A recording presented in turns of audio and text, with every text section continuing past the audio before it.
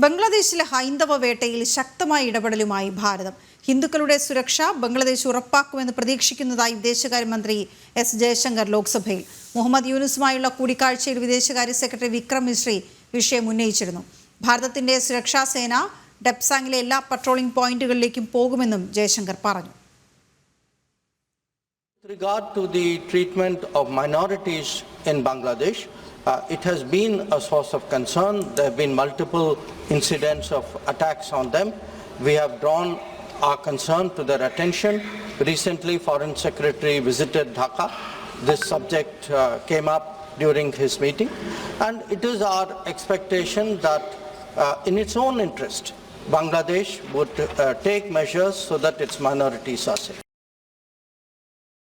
നന്ദഗോപൻ ചേരുന്നു വിവരങ്ങളുമായി. നന്ദഗോപൻ, ഈ വിഷയത്തിൽ കൃത്യമായ ഇടപെടൽ ഉണ്ടാകണമെന്ന കാര്യം വീണ്ടും ഊന്നി പറയുമ്പോൾ തന്നെ എന്ത് നടപടികളിലേക്ക് ഭാരതം കടക്കുമെന്ന് കൂടി വിദേശകാര്യമന്ത്രി പറഞ്ഞു.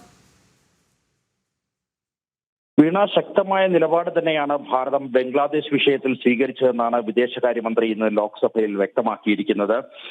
ഷെയ്ഖ് ഹസീന ബംഗ്ലാദേശിൽ നിന്നും പലായനം ചെയ്യാൻ നിർബന്ധിതയായതിൽ പിന്നെ അവിടെ ഹിന്ദുക്കൾക്ക് നേരെ ന്യൂനപക്ഷങ്ങൾക്കും ഹിന്ദുക്കൾക്ക് നേരെ വലിയ അക്രമങ്ങളാണ് അവിടെ റിപ്പോർട്ട് ചെയ്യുന്നത്. അടുത്തിടെ ബംഗ്ലാദേശിൽ നടന്ന ദുർഗാപൂജ ഉത്സവത്തിനിടെ ക്ഷേത്രങ്ങൾക്കും പൂജാ മണ്ഡപങ്ങൾക്കും നേരെ വരെ അക്രമങ്ങൾ ഉണ്ടായതായിട്ടുള്ള വിവരങ്ങൾ ലഭിക്കുന്നുണ്ട്. സർക്കാർ ഈ സംഭവത്തെ ഗൗരവമായാണ് കാണുന്നത്. ഇതിനോടകം തന്നെ ധാക്കയിൽ ഇതുമായി ബന്ധപ്പെട്ട ചർച്ചകൾ കഴിഞ്ഞു. ബംഗ്ലാദേശ് സർക്കാരിന്റെ അടുത്ത് കൃത്യമായി ഭാരതം നിലപാട് അറിയിച്ചിട്ടുണ്ട്.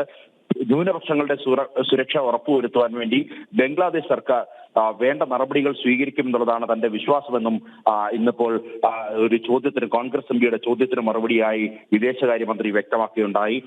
മാത്രമല്ല, ഈ ബംഗ്ലാദേശുമായി എല്ലാ രീതിയിലുള്ള ചർച്ചകൾ പുരോഗമിക്കുകയാണ്.